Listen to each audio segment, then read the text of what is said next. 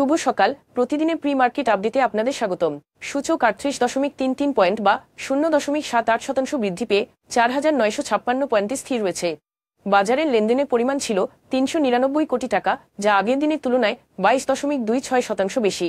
4.7 billion মার্কিন dollar ঋণের চতুর্থ এবং পঞ্চম কিস্তি প্রদান নিয়ে অচলাবস্থা নিরসনের জন্য সরকার এবং IMF আজ একটি ভার্চুয়াল বৈঠক করবে। মূলত আরও শিথিলযোগ্য বিনিময় হারের দাবিতে IMF এর এই বৈঠকটি। চলমান অস্থিরতা মোকাবিলার জন্য বাংলাদেশ 1 বিলিয়ন মার্কিন ডলার স্টেবিলাইজেশন ফান্ডের অনুরোধ করেছে, কিন্তু এ বিষয়ে IMF এখনও কোনো সাড়া দেয়নি। গ্যাস সরবরাহকারীর সাথে মূল্য নির্ধারণটি ধীরে জটিলতার কারণে 28 এপ্রিল ইউনাইটেড পাওয়ারের DPG প্ল্যান্টে গ্যাস সরবরাহ বন্ধ করে দেওয়া হয়। 2018 সালে IPP থেকে ক্যাপটিভ ক্যাটাগরিতে গ্যাসের মূল্য পুনর্গঠন সিদ্ধান্ত থেকে এই সমস্যাটি উদ্ভূত হয়েছে।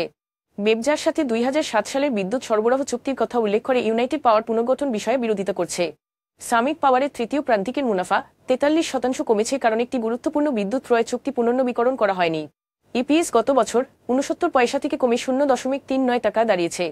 কোম্পানিটি এই পতনের কারণ হিসেবে কারখানার কার্যক্রম ব্যাহত এবং নো ইলেকট্রিসিটি নো পেমেন্ট নীতি জটিলতার কথা উল্লেখ করেছে। প্রথম 9 মাসের EPS 1.46 টাকায় দাঁড়িয়েছে, যা গত বছরের একই সময়ের তুলনায় 39% কম। তালিকাভুক্ত ব্যাংক সহ বেশিরভাগ ব্যাংক 30 এপ্রিলে আর্থিক প্রতিবেদন চূড়ান্ত করার সময়সীমা না মেনে চলায় বাংলাদেশ ব্যাংক অর্থ মন্ত্রণালয়ের কাছে 1 মাস সময় চেয়েছে। ব্যাংক কোম্পানি আইন অনুসারে ব্যাংকগুলিকে 4 মাসের মধ্যে বার্ষিক বিবৃতি সম্পন্ন করতে হবে। তালিকাভুক্ত ব্যাংকগুলিকেও BSEর নিয়ম অনুসারে সেই সময়সীমার মধ্যে লভ্যাংশ ঘোষণা করতে হবে। এখন এ পর্যন্তই। বিকেলে আবারও আসছি ডেইলি মার্কেট আপডেট নিয়ে। সে পর্যন্ত আমাদের সঙ্গেই থাকুন। ধন্যবাদ।